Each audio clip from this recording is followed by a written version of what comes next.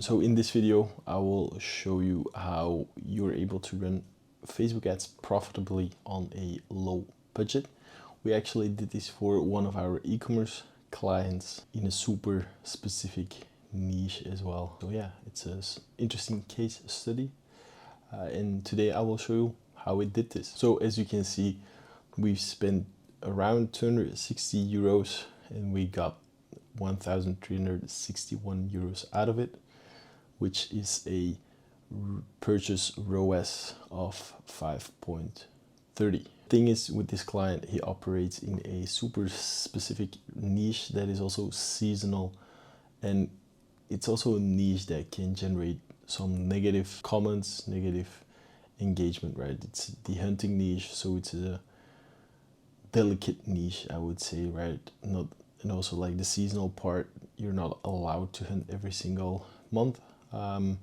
So some products are being pushed a certain month. So here is how we did it. We basically focus on a super simple ad structure, right?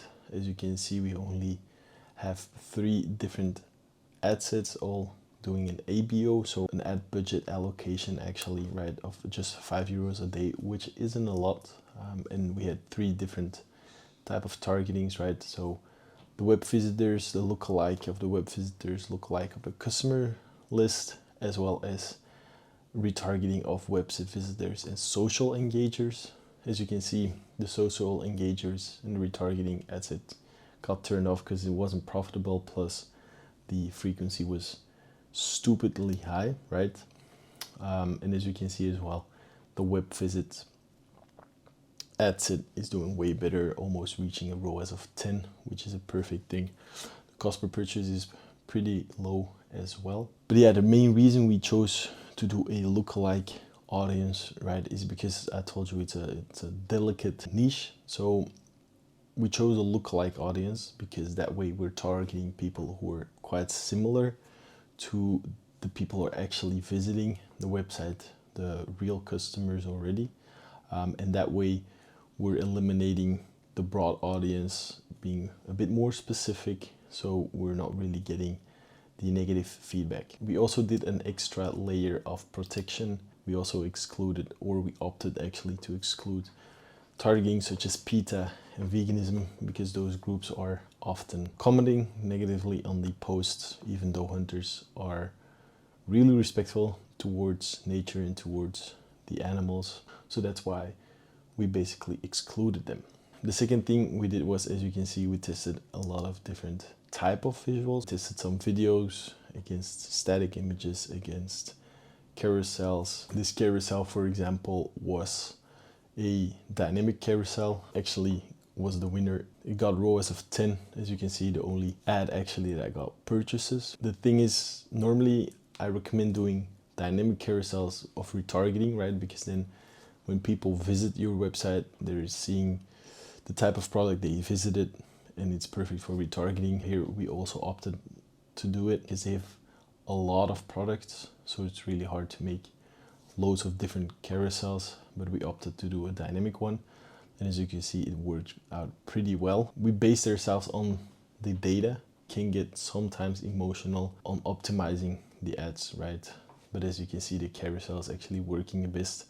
We're even able to turn it off, but we're not doing it because we're still constantly testing different videos, from the founder speaking to just nature videos, which also works pretty well. We're mainly focusing on the click-through rate as well as the CPM for these type of ads, because that way we're seeing which product or which type of ad is working well. The third thing that we're also doing is we start scaling the winning ads, right? So like I said, we're focusing on the data, but then we're taking the winning ads and putting them in a different campaign with a bit more budget behind it, because that way we're testing on one campaign all the different ads, the different copies, and if we have a winner, we're putting it in a new campaign, more targeting options as well. But that way we're really testing all the different campaigns, all the different visuals, get the best results basically. That's also a thing I recommend you guys doing, is setting up actually a super basic campaign with broad targeting to test loads of different visuals, and then using those visuals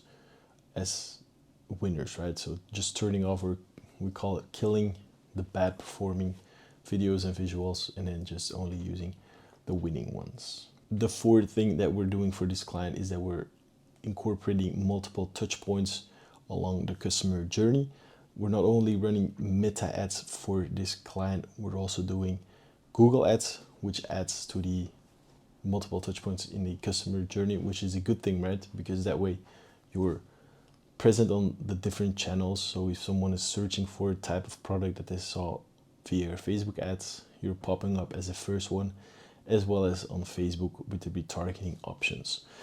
It's a good cycle as well, because that way when you're running Facebook ads, you can retarget those people back on Google and the other way around, right? So it's a vicious circle, right? If someone is searching on Google for a certain type of product, they're clicking on your ad, then they're getting added to the website visit audiences, which again feeds the lookalike audiences, which broadens the audiences, and we're able to get more people.